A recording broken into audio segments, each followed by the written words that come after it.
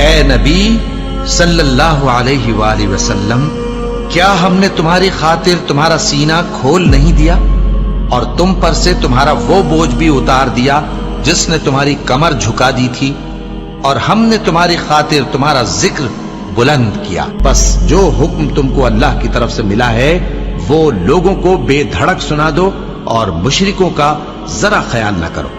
ہم تمہیں ان لوگوں کے شر سے بچانے کے لیے کافی ہیں جو تم سے ہنسی کرتے ہیں، جو اللہ کے ساتھ کوئی اور معبود قرار دیتے ہیں، سو ان قریب ان کو ان باتوں کا انجام معلوم ہو جائے گا، اور ہم جانتے ہیں کہ ان کی باتوں سے تمہارا دل تنگ ہوتا ہے، تو تم اپنے پروردگار کی تسبیح کہتے اور اس کی خوبیاں بیان کرتے رہو اور سجدہ کرنے والوں میں سے ہو جاؤ۔ اور ان میں بعض ایسے ہیں جو پیغمبر کو ایذا دیتے ہیں اور کہتے ہیں کہ یہ شخص نرا کان ہے۔ ان سے کہہ دو کہ وہ کان ہے تو تمہاری بھلائی کے لیے، وہ اللہ کا اور مومنوں کی بات کا یقین رکھتا ہے، اور جو لوگ تم میں ایمان لائے ہیں ان کے لیے رحمت ہے،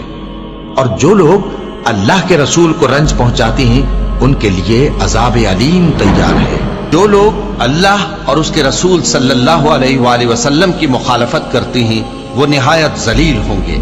اللہ نے یہ بات لکھ دی ہے کہ میں اور میرے پیغمبر ضرور غالب رہیں گے، بے شک اللہ زور آور ہے، صاحب اقتدار ہے۔ تو ایسا خیال نہ کرنا کہ اللہ نے جو اپنے پیغمبروں سے وعدہ کیا ہے وہ اس کے خلاف کرے گا، بے شک اللہ زبردست ہے، بدلہ لینے والا ہے۔